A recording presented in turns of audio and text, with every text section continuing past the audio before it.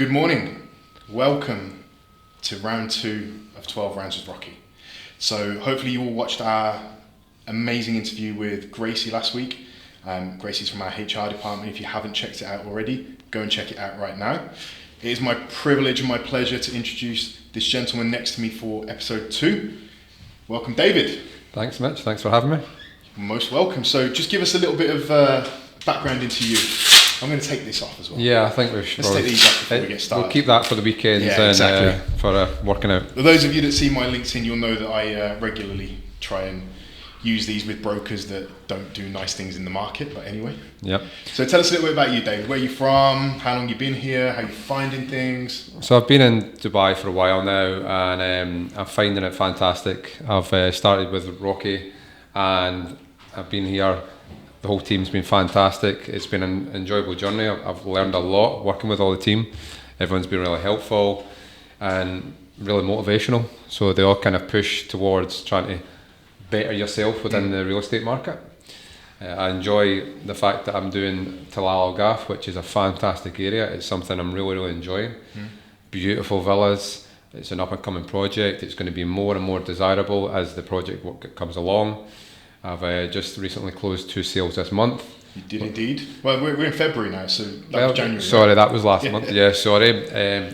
When you're working 24 hours a day, you end up... They all merge. Yeah, they all merge into one day. So, but two sales in... I mean, you joined us in what, November? Yeah. Ending 20th of November, something like that? Almost the beginning of November. It was like, it's been that long, days have flown. Exactly. But, you know, even from the experience in the market to close 2 of the sales that you closed over 10 million in your kind of third month. Yeah, that's an incredible feat and something that, you know, a lot of people that come to Dubai, especially from the UK or wherever it might be, they find very, very difficult to start with. Yeah. So I guess how did you find your way with that, and how did you kind of find your way into getting the listings, 2 actually getting those deals transacted? Yeah. Well, I think it certainly helped that I've got a background in construction. So I had a company back in Scotland for nearly 25 years. I know that within construction industry, it is a very difficult industry in the UK, and I know that you've got to be quite resilient. You've got to be quite tough and firm, but also be empathetic, because you have to understand situations are out with your control. So learning about real estate is learning cultural difference, but learning that you've got to be very direct in Dubai. This is a conversation we've had multiple times. Yeah, right? You could be very direct, but still be respectful, and that's who I am. That's how I've always been. I'm a respectful person, being from Scotland. I love to connect with people, give people what they want. I'm a very people person, so I understand clients very well. When I'm talking to them, I understand their reactions, how they feel about properties, what their worries are, what their concerns are, and then I try and find a solution or a resolution to what they need to try and make it work, so that they're then going to be happy with the end results. How do you find, I guess coming from a completely different industry, how did you find the transition from construction to something that is still construction related, especially within your area of expertise, but I guess that changeover between construction to sales, how did you find that transition here? It was an interesting change, because I am very used to construction, and it's a very actionable situation. But here there's a lot of dynamics that are constantly moving, constantly changing. So you have to stay on top of it, and it's a lot of information to try and digest. Construction, you're working with finite information, and you're usually actionable on it there and then, or within a shorter period of time.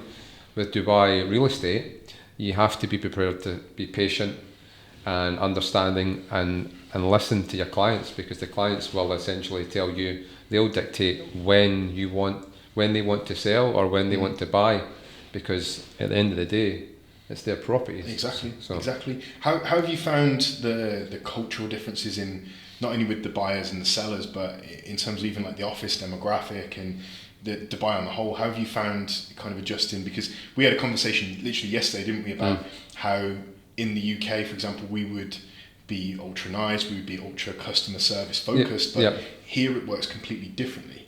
So how have you found kind of managing that transition? I found it's been a sort of I suppose you could say like a roller coaster. It's been a bit an up and down because you're learning about cultures.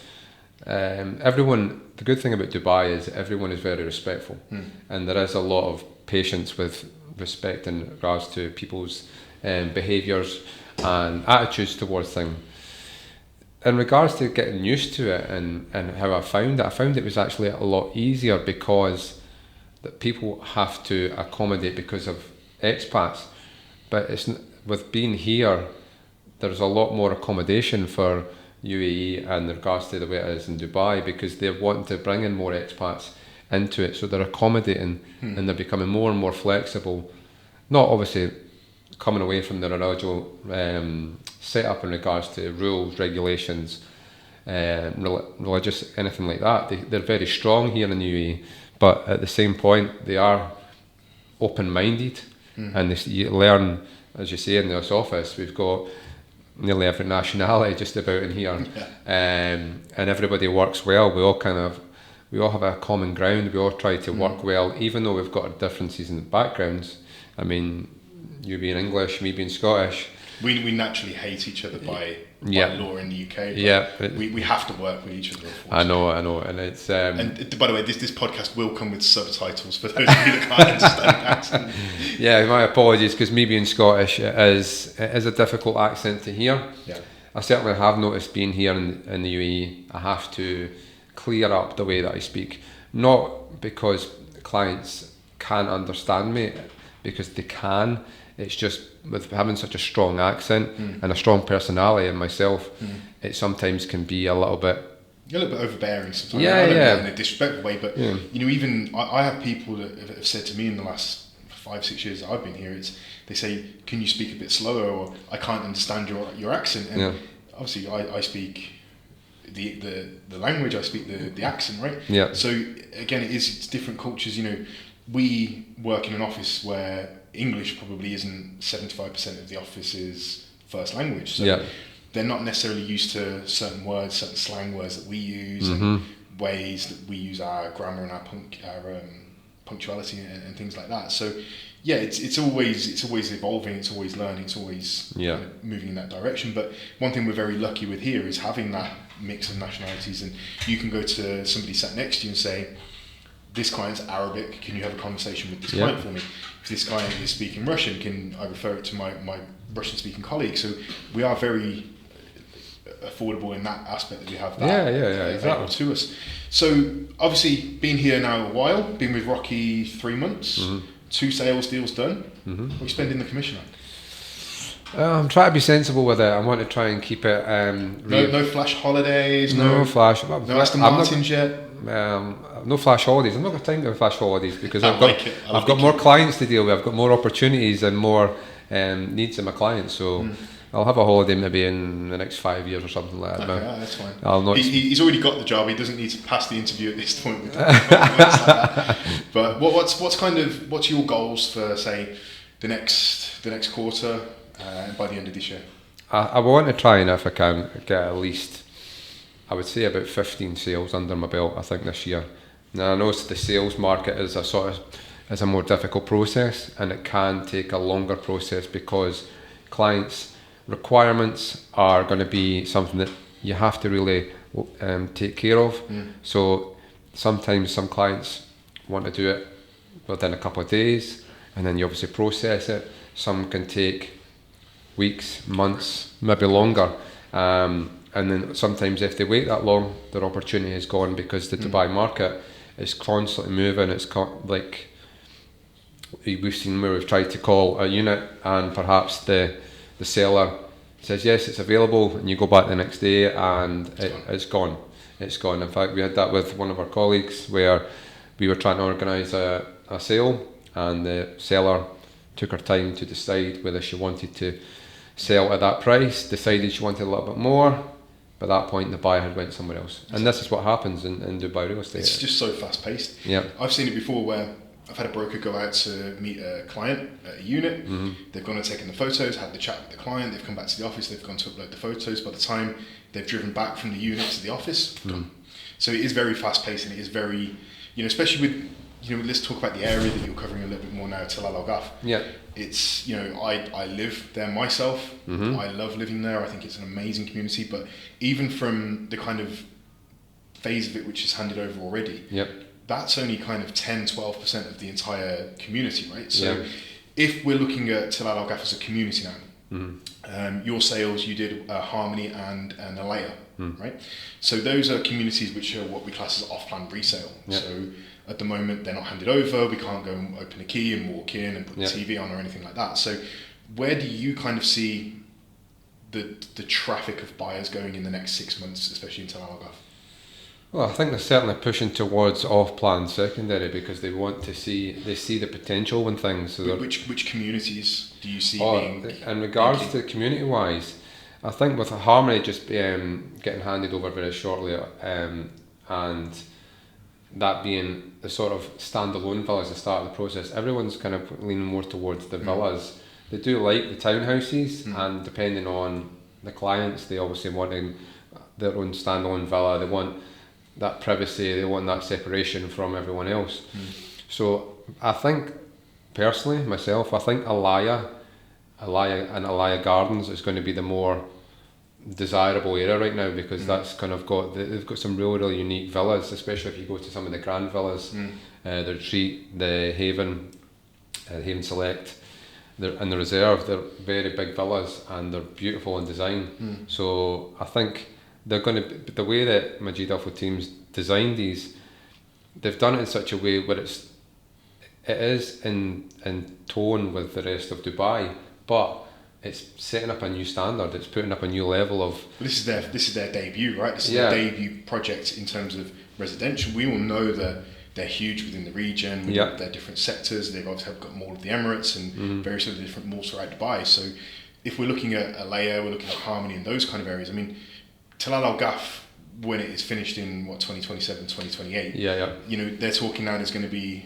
the new beach club, which, whether you believe it or not, is going to be branded by a certain high-end restaurant chain that have the London market and the UAE market. Exactly. There's going to be a huge uplift in anybody that invests there now. So if we flip back to the community that's already handed over, Elan, what would your advice be to people watching this or listening to this in terms of Elan now? Would you tell them to go and try and buy something now? Because we had a conversation when you first joined, and I said, I really want to kick myself for not purchasing one at 1.3 million in 2021. That's right. They're now transacting for double that, if not 110%, 120% on the original price. So if you're kind of speaking to investors now, are you looking at Elan as still something which can grow in terms of capital growth?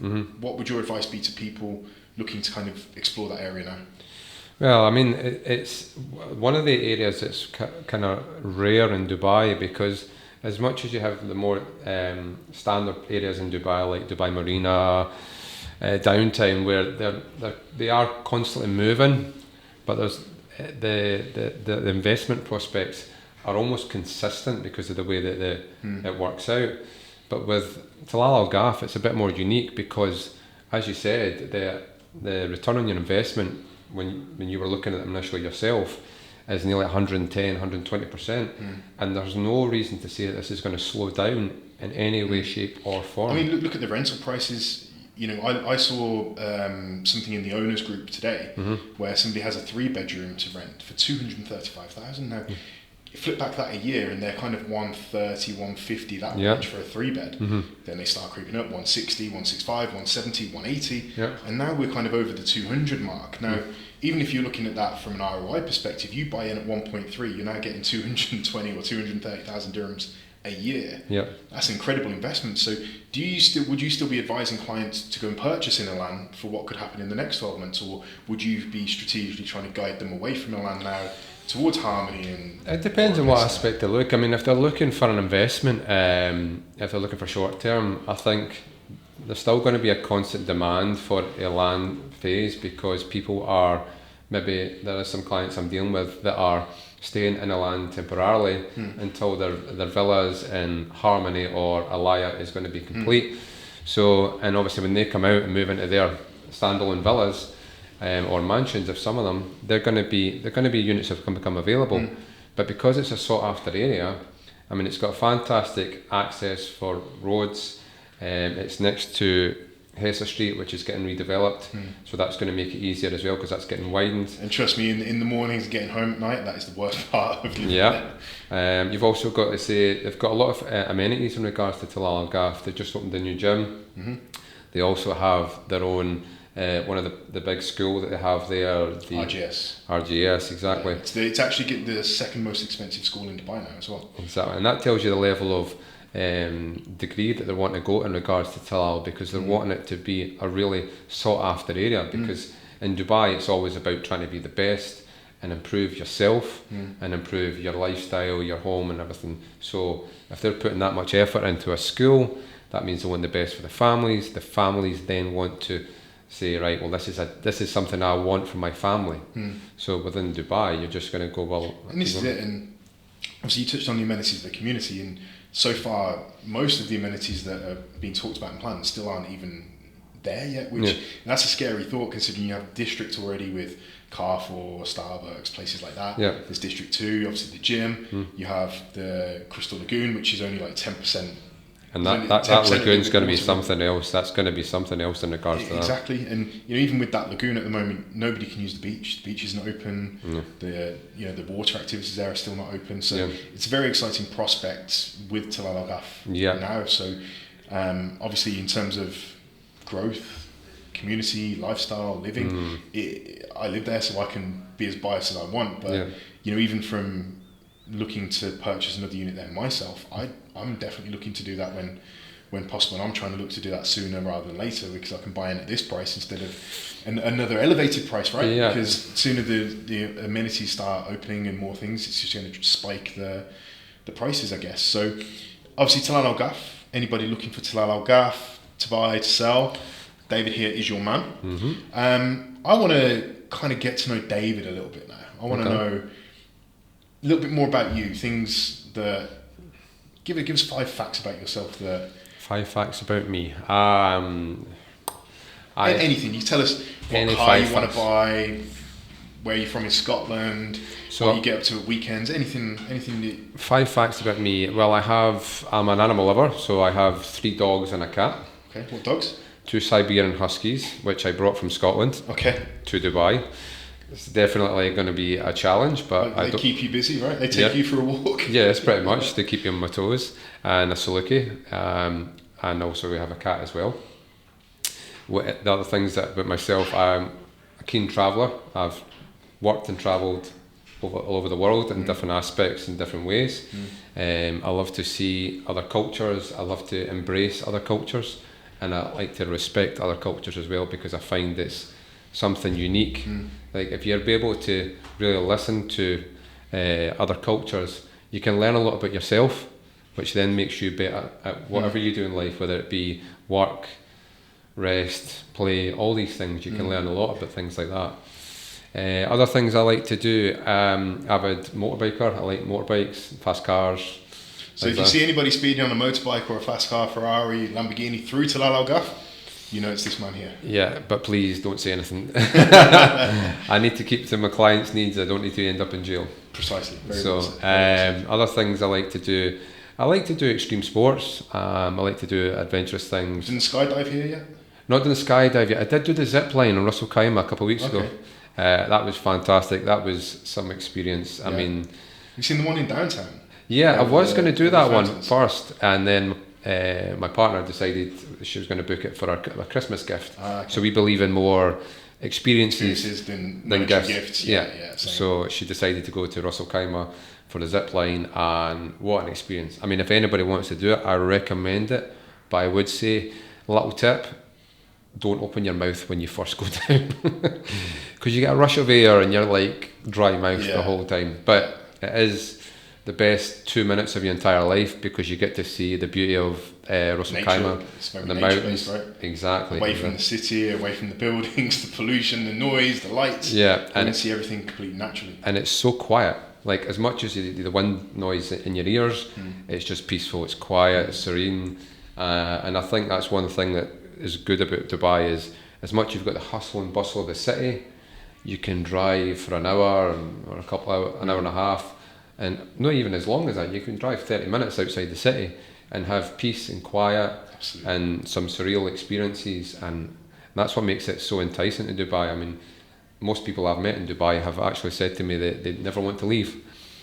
So most people say the age-old thing, I came here for a year, I stayed for 10. Yeah. Because it just kind of grips you when you're here. Yeah. I'm in, year 6 now?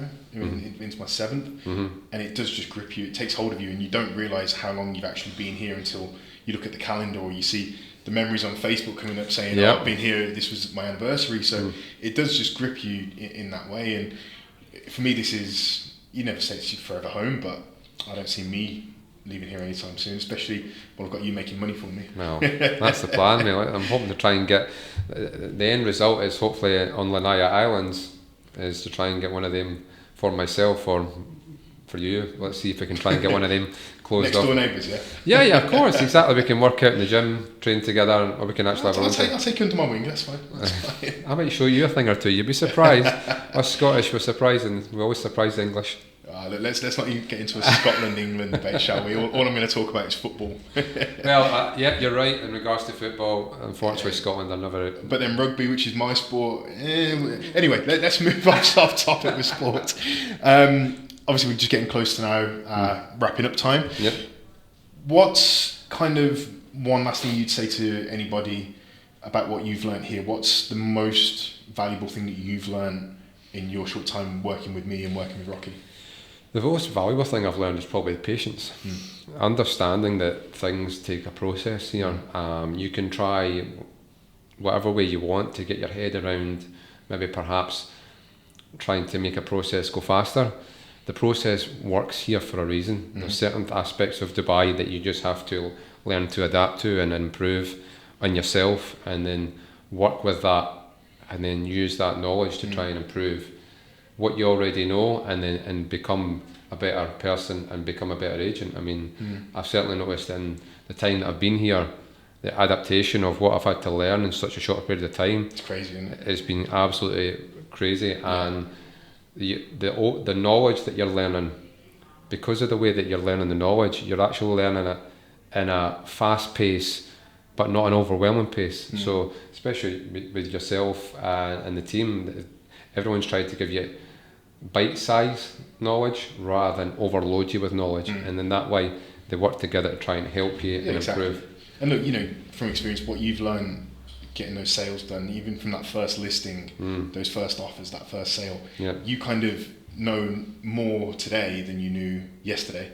And it's not like we've sat and discussed and I've trained you on anything, or any of your colleagues have told you anything. It's just, naturally takes a bit of time for the processes to click in your brain, right? So, obviously that's fantastic for us as well. We're obviously over the moon with having you here. It's nice being able to work with somebody that's so passionate about their area and loves their area, wants to be involved in their area, wants to live in their area. So well, that's it, exactly. I see myself in that area, because that's why I love Talal, because the villas and the way they're set up, they're designed really nicely. They're designed for practicality, but comfort and peace. They're almost tranquil in the way they're designed, which for everybody who wants to live in Dubai and coming from different cultures and different nationalities, they want to live somewhere that feels like a part of their home, or their environment that they lived in before, whatever country, but still have a bit of Dubai in regards to it. So the luxury aspect. Exactly.